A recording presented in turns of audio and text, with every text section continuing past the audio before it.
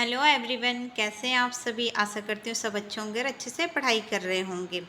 और जो भी मेरी क्लास में आज पहली बार आए हैं, मेरी क्लास को सब्सक्राइब कर लीजिएगा। आज की क्लास में हम DSSS पीटी मैथ के एग्ज़ाम जो हुआ था 29 जुलाई को, उसके फर्स्ट पार्ट के हिंदी के पेपर को सॉल्व करेंगे। तो सबसे पहला क्वेश्चन देखते हैं।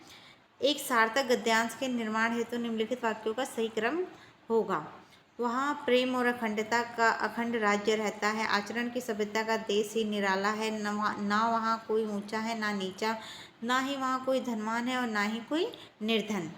तो इसमें सबसे पहले क्या है, आचरण की सभ्यता का देश ही निराला है। तो पहले नंबर पे ये, ना वहाँ कोई ऊंचा है ना नीचा। दूसरे नंबर पे, ना ही वहाँ कोई धनवान है और ना ही निर्धन। तीसरे नंबर पे आएगा, वहाँ प्रेम और अखंडता का अखंड राज्य रहता है। चौथे नंबर पे। तो सबसे पहले बी सी डी ए किस में है, तो बी में है। तो इसका राइट आंसर बी सही होगा।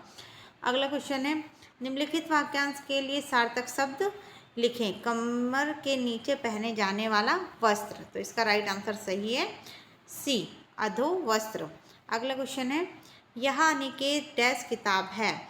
वाक्य के रिक्त स्थान को संबंध कारक से पूर्ण करें। यह अनिकेत की किताब है। तो इसका राइट आंसर सही है सी। अगला क्वेश्चन देखेंगे, मांग का सिंदूर पोंछना मुहावरे का उपयुक्त अर्थ क्या है। तो इसका राइट आंसर देखेंगे क्या होगा। तो इसका राइट आंसर सही है किसी के पति को मार डालना। अगला क्वेश्चन,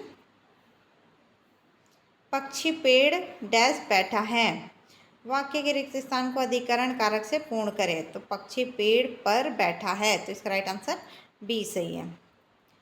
अगला क्वेश्चन है, निम्नलिखित वाक्यांश को ध्यानपूर्वक पढ़ें और त्रुटि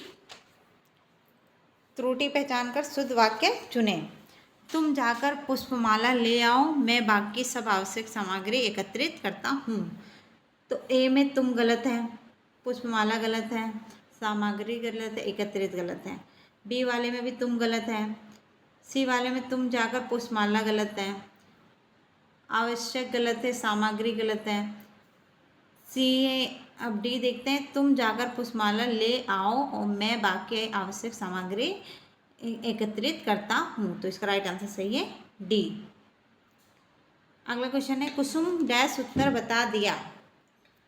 वाक्य में रिक्त स्थान को कर्ता से पूर्ण है। तो कर्ता का कारक चिन्ह क्या होता है, ने। तो इसका राइट आंसर सही है ने, कुसुम ने उत्तर बता दिया।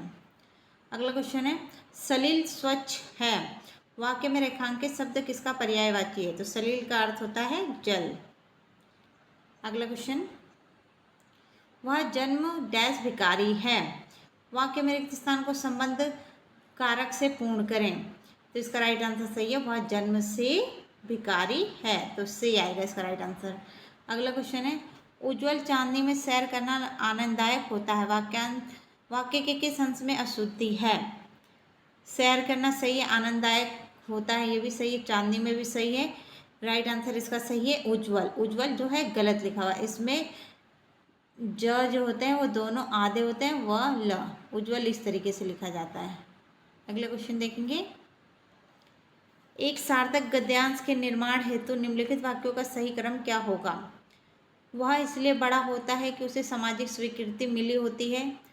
नाम इसलिए बड़ा नहीं है कि वह नाम है।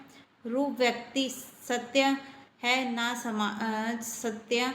नाम उस पद को कहते हैं जिस पर समाज की मुहर लगी होती है। तो इसका राइट आंसर देखेंगे क्या होगा। सबसे पहले आपका नाम इसलिए बड़ा नहीं होता कि वह नाम है, पहले नंबर पे आएगा। वह इसलिए बड़ा होता है कि उसे सामाजिक स्वीकृति मिली होती है।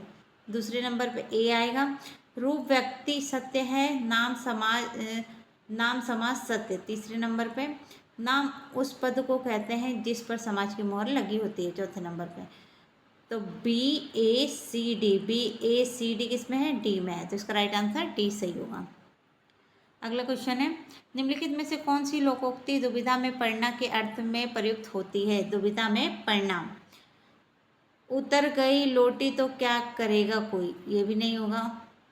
उगले तो अंधा खाए तो कोड़ी, ये भी नहीं होगा। ईंट की लेनी पत्थर की देनी, उल्टी गंगा पहाड़ को चली, तो इसका राइट आंसर सही है ईंट की लेनी पत्थर की देनी। अगला क्वेश्चन है, गुरुकुल में पढ़ने वाले अनेकार्थी विद्यार्थी हैं परंतु गुरु के समीप रहने वाले विद्यार्थी कम ही मिलते हैं। रेखांकित वाक्यांश के लिए सार्थक शब्द होगा, तो इसका राइट आंसर सही है ए अंतेवासी। ये काफ़ी बार एग्जाम में ये क्वेश्चन पूछा जा चुका है। अगला क्वेश्चन है, प्रिय सार्थक ही दुहिता है। वाक्य का रेखांकित शब्द किसका पर्यायवाची है, तो दुहिता। तो दुहिता को क्या बोलते हैं, दुहिता का मतलब होता है पुत्री। अगला क्वेश्चन है, मजदूर कुल्हाड़ी से डैश वृक्ष काटता है। मजदूर कुल्हाड़ी डैश वृक्ष काटता, वाक्य के रिक्त स्थान को करण कारक से पूर्ण करते हैं। करण कारक का विभक्ति चिन्ह होता है से, तो इसका राइट आंसर सही है से। अगला क्वेश्चन है, गद्यांश है, इसको पढ़ेंगे। राजनीति का साहित्य पर प्रभाव तो पड़ता ही है परंतु इसके विपरीत साहित्य भी राजनीति पर दूरगामी प्रभाव डालता है। सच तो यह है कि राजनीति और साहित्य दोनों ही एक दूसरे को प्रत्यक्षता या परोक्ष रूप से प्रभावित करते रहते हैं। कभी कभी राजनीति बिना किसी आवरण के सीधे साहित्य पर प्रभाव डालने लगती है, तब किसी राजनीति विचारधारा का नग्न रूप साहित्य के में स्पष्ट दिखाई पड़ने लगता है। इसलिए हम कह सकते हैं कि साहित्य को राजनीति से दूर रखो, परंतु यह बात भी सत्य है कि साहित्य का या राजनीति का जन्म आसमान या हवा में नहीं होता, उसे ठोस जमीन चाहिए। समाज के विमुख होकर ना तो राजनीति की जा सकती और ना ही साहित्य का सर्जन। दोनों सामाजिकता की परिधि में रहने को अनिवार्य रूप से विवश हैं। क्वेश्चन देखते हैं, साहित्य राजनीति पर कैसा प्रभाव डालता है, तो इसका राइट आंसर सही होगा डी, साहित्य राजनीति पर दूरगामी प्रभाव डालता है। राजनीति और साहित्य एक दूसरे को कैसे प्रभावित करते हैं, तो इसका राइट आंसर सही है बी, प्रत्यक्ष और परोक्ष रूप दोनों से। अगला क्वेश्चन है, गद्यांश में प्रयुक्त परिधित शब्द का अर्थ होगा, तो इसका राइट आंसर सही है वृत्त को घेरने वाली गोल रेखा। अगला क्वेश्चन है, निम्नलिखित गद्यांश में विपरीत का पर्यायवाची शब्द क्या है, शब्द होगा। विपरीत का पर्यायवाची शब्द है, तो इसका राइट आंसर सही है प्रतिकूल। अगला क्वेश्चन है, गद्यांश के लिए उपयुक्त शीर्षक का चयन कीजिए, तो इसका राइट आंसर सही है बी, साहित्य और राजनीति का संबंध। अगर आपको मेरी क्लास अच्छी लगे तो मेरे चैनल को लाइक शेयर एंड सब्सक्राइब करें।